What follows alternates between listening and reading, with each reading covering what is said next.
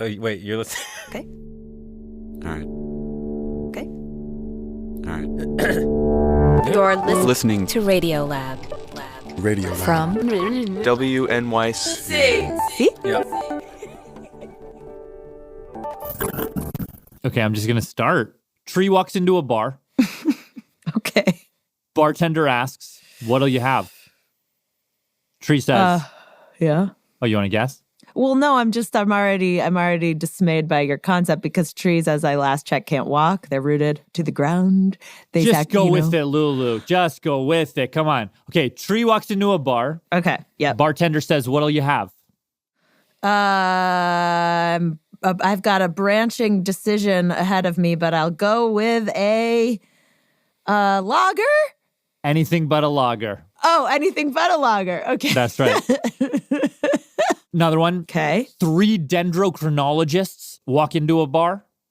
And Okay, wait. yeah. Dendrochronologists are people who look at dendrites in your brain. No, there are people who study tree rings. Oh. They just look at the rings inside a tree stump? That's what they do. That's what they study. Okay, so 3 dendrochronologists walk into a bar and... I mean, that's not a joke. That's the beginning of the story. Okay. The rest of the story is basically 3 tree ring scientists walk into a bar, and as the night goes on and as the talk gets a little boozier, they come up with this kind of harebrained idea to take this one particular set of tree rings, to put it next to a seemingly unrelated thing. But in doing that, they start to see all kinds of new things that they've never seen before, that maybe nobody has ever seen before, including an invisible hand shaping the history of our planet and the history of us. All right, well, before we take off on this wild tale, should we do the who we are thing? I'm Latif Nasser. I'm Lulu Miller. This, of course, is Radiolab. All right, so set it up for us. Where does it all start? Okay, so we're in Tucson, Arizona, at a bar called Tiger's Tap Room. Okay. It's more than 100 years old, and it's sort of famous locally for its very old bartender who has been serving drinks there since 1959. Cool. All right, now I'm picturing Gandalf like serving drinks to these 3 tree ring scientists sitting there looking at the bar, counting the rings on the bar. We're not freaks. We go to a bar, we go and drink. We don't count rings. This is Valerie, Valerie Truet, scientist number 1, and I'm a professor of dendrochronology at the University of Arizona, which is in Tucson. where you would not necessarily expect a tree ring lab because there's not many trees around. But, kind of weirdly, she says this is actually where the modern field was born. Because the first dendrochronologist was actually an astronomer, Who was studying the sun. Andrew Ellicott Douglas. That happened because, He thought to himself, well, trees, they're sensitive to the sun. you know, they eat sunshine. And they get to be very old, so maybe I can learn something about the sun from the rings in trees. It's like trees are the original astronomers recording their solar observations. Yeah, exactly. Huh. But what could you actually learn about the sun from the rings? Isn't it just like each year the tree grows, it gets a ring, and you learn how old it is by counting them? Like, is there a thing beyond the counting the rings? Yes, so it's a very good question. So Valerie explained, yes, it's true. Most trees grow a new ring every year. But what fewer people know is that not every ring is equally wide, not every ring is equally dense, not every ring has the same chemistry. And it's in those differences, Valerie says, where you can learn all kinds of stuff about the tree and even stuff not about the tree. Exactly. So like what? Like what? Well, You could learn about the weather. how hot or how cold it is. You can see how much it rained storms or didn't. droughts. You could see trauma, Yeah, which could create a very skinny ring. You can see fires, which leave scars, or bugs, which leave these red or blue stains. human history as well. All kinds of stuff. Okay, continue. So, back to Tucson. Valerie's at this bar to meet up with 2 other scientists because they're all in town for this big conference. An international tree ring conference. For all of the dendrochronologists in the Americas. Is it like 4 people? No. Okay, how many people is it? Oh, in total? Yeah. I don't know, maybe 200, 250 people. A lot. And among them were Valerie's bar buddies, Marta, Marta Domínguez del Mas, Spanish scientist, specialized in dendroarchaeology. studies the wood in shipwrecks. What? Yeah, like she dives down and examines the rings in the wood of the hulls of the ships that wrecked hundreds of years ago. Oh. Yeah, the treasure is the wood. Third one, So my name is Grant Harley. Grant. Originally from Florida. I was He's a born there. paleoclimatologist, Associate professor of geography at the University of Idaho. uses tree rings to study past and future climate. So, it's one of the nights of this conference So I think it was the last evening of the conference. Did they hit the bar? that they hit the bar. So they're sitting there drinking some beers. Yeah, like we're sitting around this table and we start talking about this research project that I had going on. And Grant says something like, I've got a puzzle and I'm not quite sure how to solve it. And I'm wondering if you 2 can help me out. Okay. So he says, for the past few years, I've been doing this research down in Florida, like all the way like almost to Key West, right near the southernmost point of the U.S. on this island called Big Pine Key. Big Pine Key, studying These really gnarly pine trees that are basically like big bonsai trees. And he tells Valerie and Marta one day who's out there, just doing his normal research, which is like taking these pencil-shaped core samples from these trees. And he notices something he hadn't seen before. And he said he saw these tree rings. These like really, really narrow rings. So narrow, he could barely see them. Super, super narrow, like really, really small. That automatically tells you like, wow, Something bad happened here. that tree was really stressed. So he's going through the list of things that he knows can stress out a tree. Drought. Maybe it didn't rain that much. Insects can have it different. Maybe the tree got attacked by beetles, or it was unusually cold. Keep on going back to the drawing board to find out what is the signal in these tree rings. Until he comes up with a theory. Hurricanes. Hurricanes. But wouldn't a hurricane make a fat ring because it's bringing so much rain? Well, I mean, a hurricane, as you know, is pretty powerful. yeah. According to Valerie, a hurricane just shreds a tree. It doesn't just lose its needles, it can also lose its big branches, obviously. But how would you prove that? Turns out, NOAA as in the government weather people, has this data set. it's just a big list of all the hurricanes that have happened in the Atlantic since 1851 that the government made by combing through old newspapers. And we compared that list To those years that he saw with very narrow rings. And they matched. bingo. In other words, He was right. They were caused by hurricanes. and Valerie says this match was exciting on a couple different levels. For one thing, I don't think I'd heard about using tree rings to reconstruct hurricanes. it just felt like a new way to use tree rings to understand the world. But also, it gave us new hurricane data, which we don't have a lot of. Because there are so few of them. So it's hard to calculate how frequently they happen because you have so few Data points, kind of. data points exactly. And what Grant realizes is he might be sitting on a lot more hurricane data points because his trees, the trees with the skinny rings that seem to represent hurricanes, they go back way further than the government data. Correct. They go back another 150 years-ish to 1707. So Grant's thinking he might be able to use his tree rings to almost double the amount of historical hurricane data we have for this part of the world.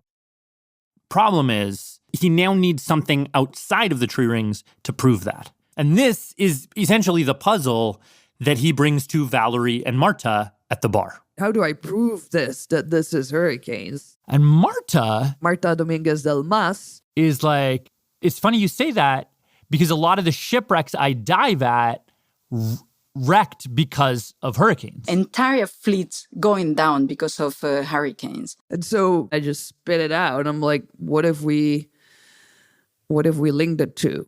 Like, what if you put the tree ring data, where you have the skinny rings that you think are hurricanes, next to a big list of all the shipwrecks that happened for the last few hundred years?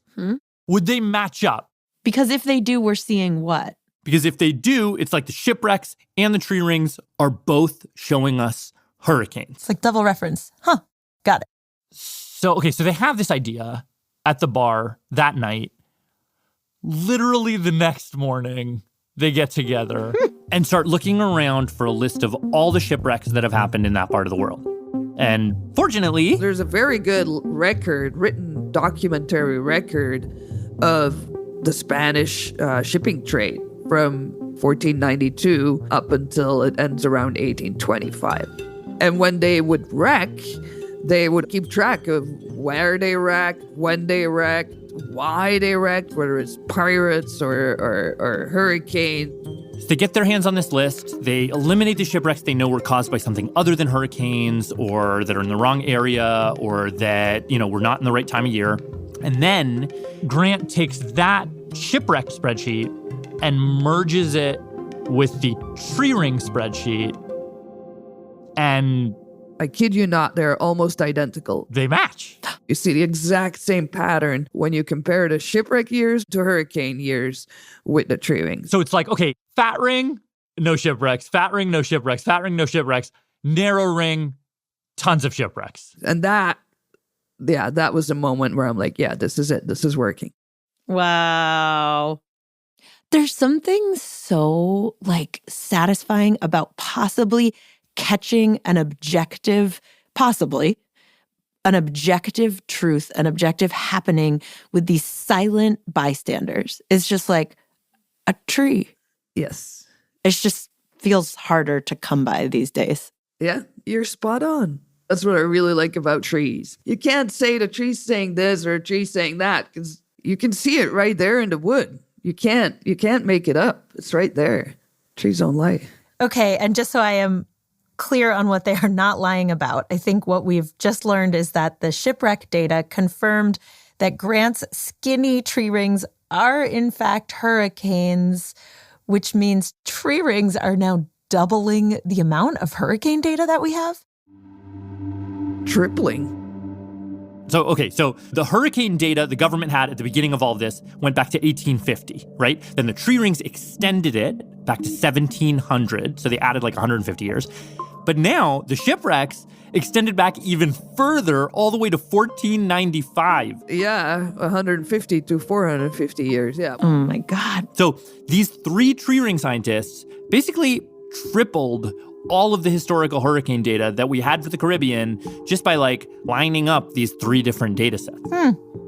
So after they gathered this data, they sent it off to the people who make the hurricane models that, predict how hurricanes are going to develop in the future. So now those models can make better predictions, which could in turn, save tons of money and lives. That is so cool. Very cool. Actually, we're still just at the beginning of this story. Yeah. So our tree ring scientists, they sent off this data to the hurricane modelers, but they also kept it for themselves because they're scientists. Trying to wring that sponge dry and get as much science out of that as possible. And they want to see what else can we notice here. Cut to a few months later. I was staying in this really cheap motel in Flagstaff in northern Arizona. Valerie was actually on a research trip for a different tree ring project. But I was feeling really under the weather. And so while I was staying in and getting bored out of my head because I couldn't go do field work, I went to a coffee shop. She's at the coffee shop. I ordered a coffee.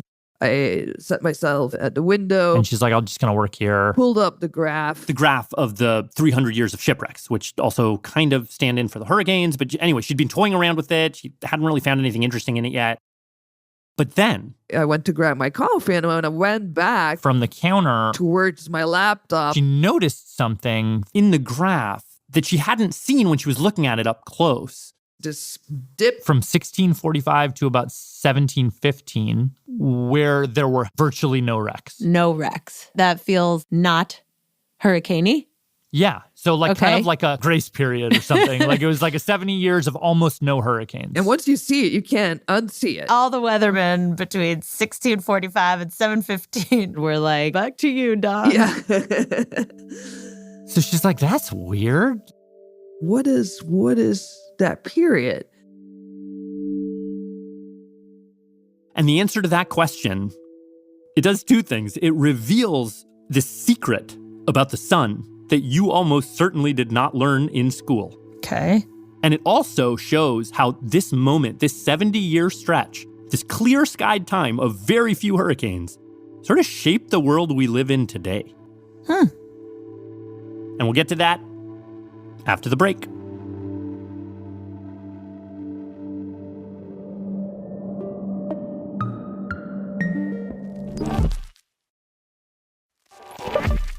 Lulu, Latif. Radiolab, Lulu, why don't you just tell me what you have gotten? where we are? Yeah, where we are. Okay.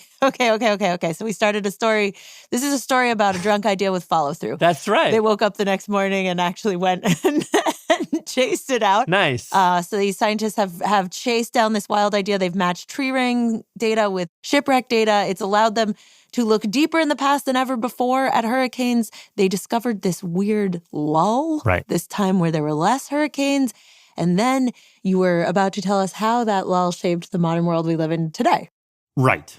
So Valerie sees this lull, and she's like, that's weird, but also familiar. The dates were 1645 to 1725. I'm like, I know those dates somewhere from. What is that period? It came to me pretty quickly. This exact period, is the Maunder minimum. The Maunder minimum, also called the Maunder minimum. Okay. What the heck is a Maunder minimum? It's a very well-known period of low solar activity, a period when the sun was weak. Apparently the sun, the kind of solar radiation that comes from the sun, it's not constant. What? So there are periods when the sun is like, my burner's on high, my burner's on low? Yeah. When the sun is at its peak, it's called maximum. At its lowest point, minimum. Huh. So does that mean that during the Maunder minimum, it was actually colder? It was colder then, yeah. Huh. And would it be darker or it would be just as bright? Just as bright. Just as bright, but just cooler. Yep, exactly. I don't know if you've heard of the Little Ice Age. I haven't. Started at the beginning of the 14th century and lasted roughly 500 years. And it's kind of the opposite of what we're experiencing now, right? Rather than glaciers retreating, you have glaciers advancing. According to Valerie, the coldest period of that Little Ice Age was the Maunder minimum. The fact that the sun didn't have as much energy contributed to it being colder. And the colder temperature of that period might have meant cooler oceans, which in theory could mean less hurricanes. Because the fuel that drives hurricanes is really warm sea surface temperatures. If you don't have that, you really don't have a hurricane. Huh. So then that could explain why there were fewer shipwrecks during that time? Yeah. That makes me feel weird. Why? I just feel like for the deniers, for the human-caused climate change deniers, the phrase they bandied about all the time was like, no, there's natural cycles. It warms up, then it cools down. Yeah, natural cycles. Can't predict the weather. Oh, they do say that. Yep. So then is this showing that the sun does play some kind of role in climate change? No, not at all. This actually shows the opposite.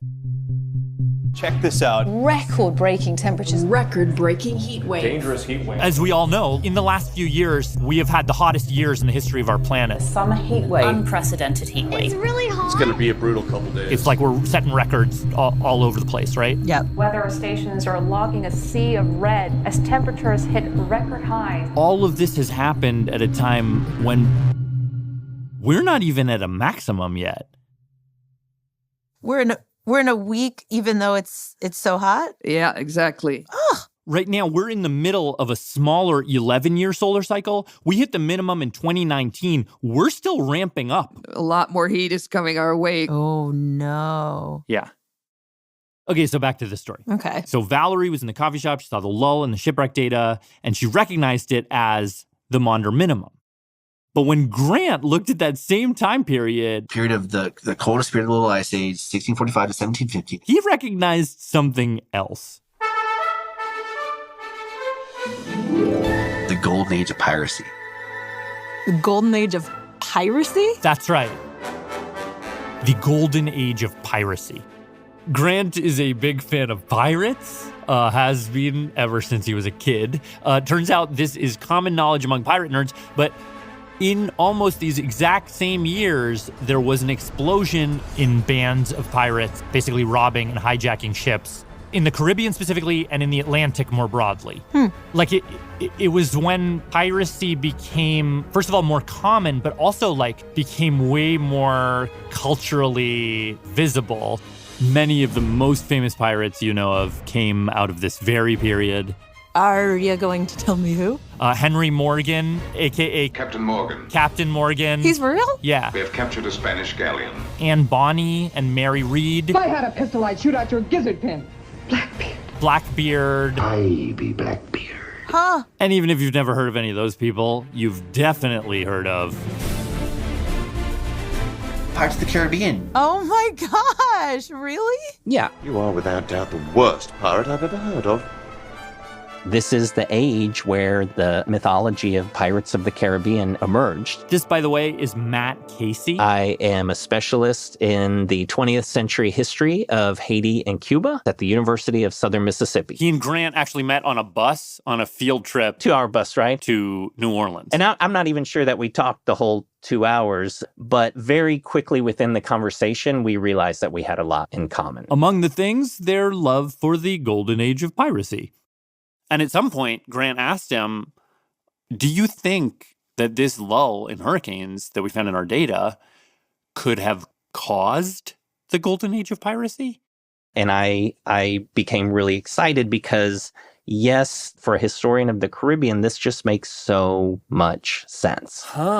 Matt says, of course, there's no one cause for anything in history. There are a million explanations for the golden age of piracy. There are social reasons, political reasons, economic, cultural, all these different reasons why pirates were in ascendancy at this time. But the fact is, pirates spend a lot of time on the water. And so as fun as it is to see them as these kind of masters of the sea who just take a licking and can do whatever they want, they're absolutely vulnerable to the elements. Like hurricanes. So less hurricanes could mean a better environment for pirating. Yes.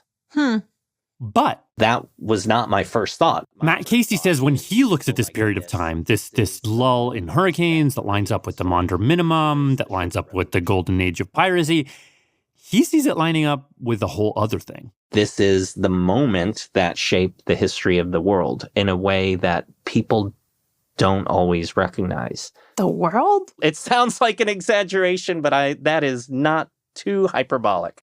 And this moment, Matt says, is the Sugar Revolution. The Sugar Revolution. One of the first places where sugar production occurred on a large scale is in the Caribbean, probably 1620s or 1630s. It was this massively pivotal moment in world history, Matt says, where European plantation owners brought thousands of people against their will. Enslaved Africans, indentured Europeans out to these islands in the Caribbean to produce sugar on an enormous scale. People refer to a sugar plantation as a factory in a field. Between 1650 and 1725, hundreds of thousands, by some accounts nearly 1 million, people were kidnapped to work in the Caribbean.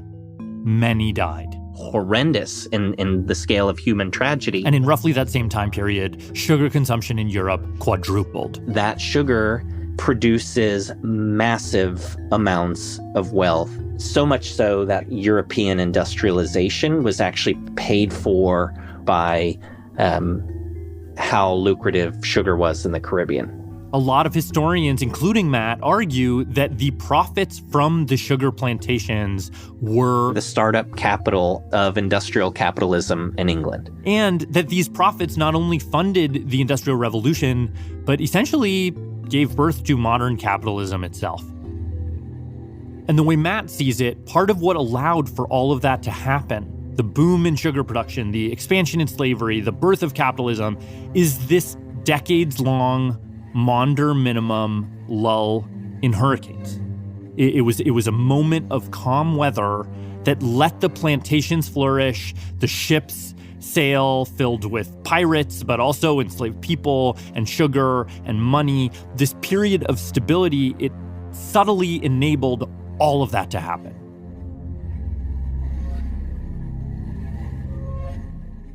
Okay. What does this all have to do with trees? Right. So trees is kind of the way they noticed this like subtle Rube Goldberg machine that has been playing out over centuries, right? Okay. Meaning what? Yeah. What are the bells and whistles?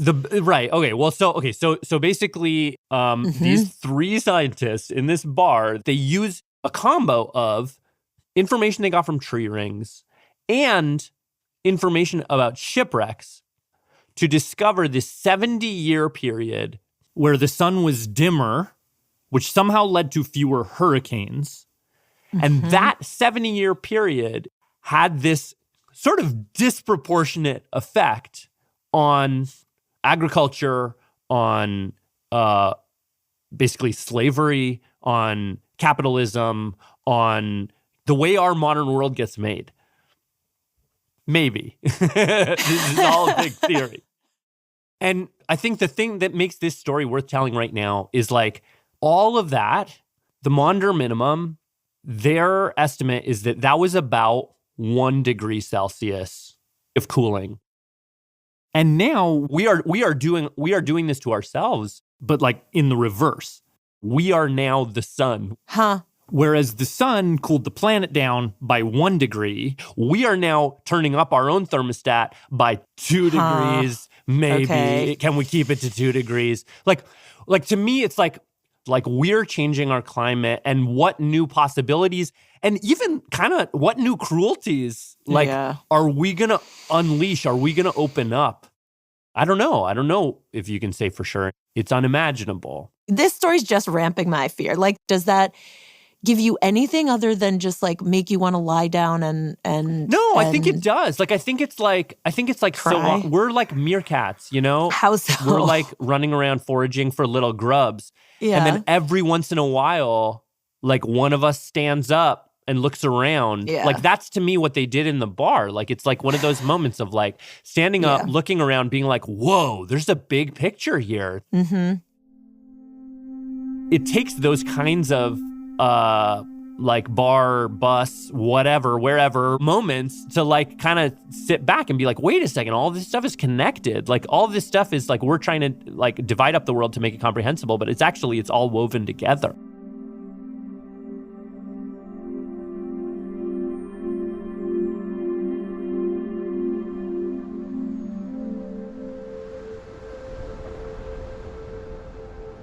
This episode was reported by Latif Nasser, with help from Akedi Foster Keys and Maria Paz Gutierrez. Produced by Maria Paz Gutierrez and Pat Walters, with help from Akedi Foster Keys and Sachi Kichajima Mulkey. Mixed by Jeremy Bloom, with mixing help from Ariane Wack. Fact-checking by Natalie Middleton, and edited by Pat Walters. Big thanks this episode to Scott St. George, Nathaniel Millett, Michael Charles Stamba, and Justin Maxwell. That's all from us. Thank you so much for listening. Go thank a tree. Go thank a tree. For its service to history. And for its shade that helps keep you cool by maybe 1 degree Celsius. Who knows? Yeah. All right. See you soon. Okay. Bye-bye.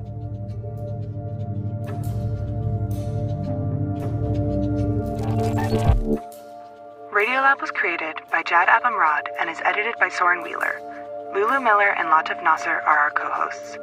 Dylan Keefe is our director of sound design.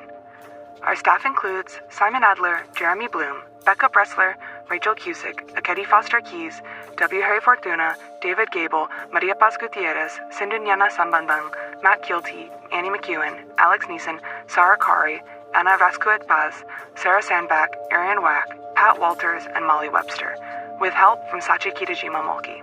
Our fact-checkers are Diane Kelly, Emily Krieger, and Natalie Middleton. Hi, this is Jeremiah Barba, and I'm calling from San Francisco, California. Leadership support for Radiolab science programming is provided by the Gordon and Betty Moore Foundation, Science Sandbox, Simons Foundation Initiative, and the John Templeton Foundation. Foundational support for Radiolab was provided by the Alfred P. Sloan Foundation.